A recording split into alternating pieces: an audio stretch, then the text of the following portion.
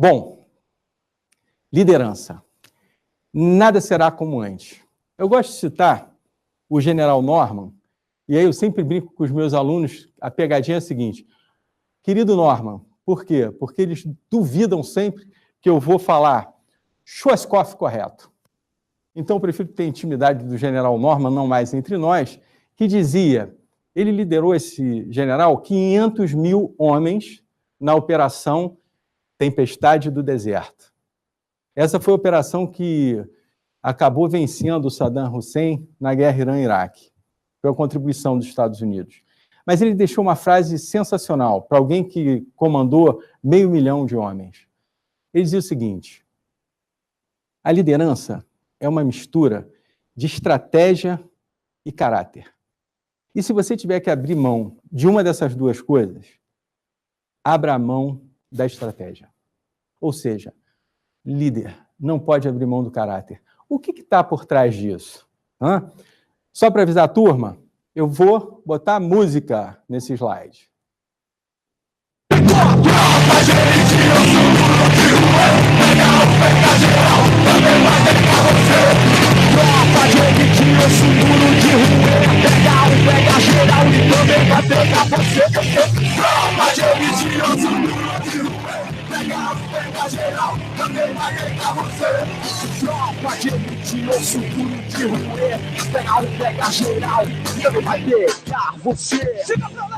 Vai pegar você, hein?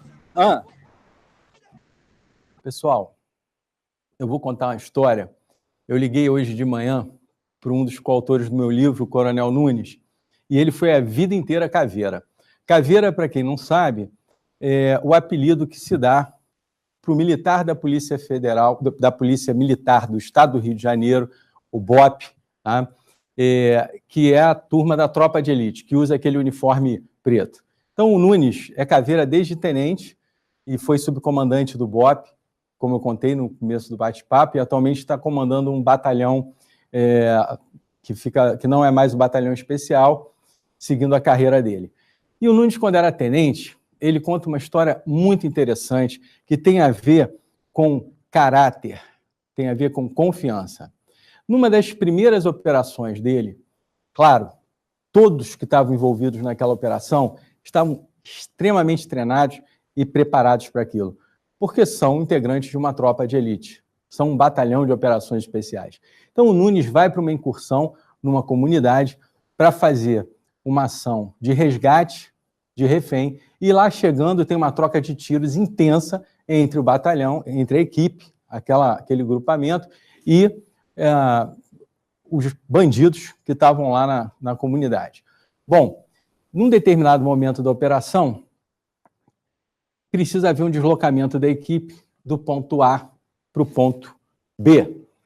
E nesse deslocamento do ponto A para o ponto B, ele, como responsável, como líder daquele pessoal, daquela tropa, se cuidou para que cada integrante fosse movimentado com segurança, utilizando as técnicas de combate, etc. E ficou por último. Como bom líder, garantiu que toda a sua tropa estava abrigada para fazer a sua própria movimentação por último. Quando foi fazer a sua movimentação, o Nunes, então, foi alvejado com um tiro de fuzil. O Nunes não tem a tatuagem da caveira, que é muito comum nos integrantes das forças especiais.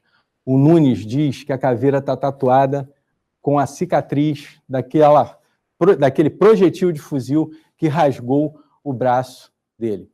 E foi ao chão instantaneamente. Naquele momento, o que passa na cabeça de todo mundo? Estou sem líder? O que eu faço? Continuo a missão? Para a missão? E o que faz com o tenente que está baleado no chão?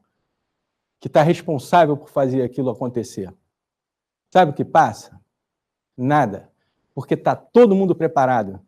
Imediatamente, a liderança é redistribuída. As equipes continuam com seus trabalhos e ele é resgatado, deslocado para a ambulância e está aí para contar a história junto com a gente no livro. Qual é a reflexão disso? Primeiro, confiança. Lembra do general? Se a gente tiver que abrir mão de alguma coisa, da estratégia e não do caráter. Nunca perca a confiança dos seus liderados. Aliás, nunca perca a confiança em você mesmo. Pertencimento. Aquela tropa pertence a um objetivo maior. Ela está motivada, ela acredita que está contribuindo para a paz social, de verdade, e contribui. É um dos batalhões mais premiados do planeta. Resiliência é a capacidade do líder ser esmagado de pressão por todos os lados, resistir e voltar à sua forma original. Equilíbrio nos desafios. Não dá para entregar para as nossas equipes metas que são impossíveis. Metas precisam ser smart, inteligentes, precisam ser medidas, precisam ter racionalidade. Claro, tem que ser desafiadoras. E, por fim, processo decisório. Talvez esse seja o grande desafio.